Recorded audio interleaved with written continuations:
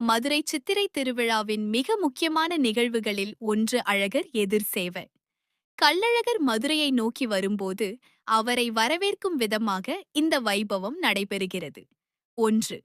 மதுரை வருகை. அழகர் மலையிலிருந்து கள்ளழகர் வேடம் பூண்டு தங்க பல்லக்கில் மதுரைக்கு கிளம்புவார். வழியில் உள்ள பல்வேறு மண்டகப்படிகளில் தங்கி பக்தர்களுக்கு காட்சி அளிப்பா அழகர் மதுரை நகருக்குள் நுழையும் போது பொதுவாக 3 மாவடி பகுதியில் பல்லாயிரக்கணக்கான பக்தர்கள் திரண்டு நின்று அவரை எதிர்கொண்டு வரவேற்பார்கள். இதற்குத்தான் எதிர் சேவை என்று பெயர். அழகரை வரவேற்க வரும் பக்தர்கள் பலரும் அழகரைப் போலவே ஆடை அணிந்து கையில் தண்ணீர் பீச்சும் தோல் பையுடன் வருவார்கள்.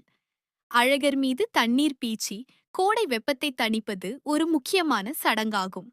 சித்திரை திருவிழாவில் மீனாட்சி அம்மன் கல்யாணத்தைப் போலவே அழகர் ஆற்றில் இறங்குவதும் அதற்கு முன்னதாக நடைபெறும் இந்த எதிர் சேவையும் மதுரை மக்களின் உணர்வோடு கலந்த ஒரு திருவிழாவாகும்.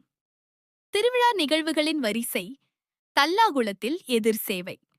கருப்பணசாமி கோயில் உத்தரவு பெறுதல். வைகை ஆற்றில் இறங்குதல்.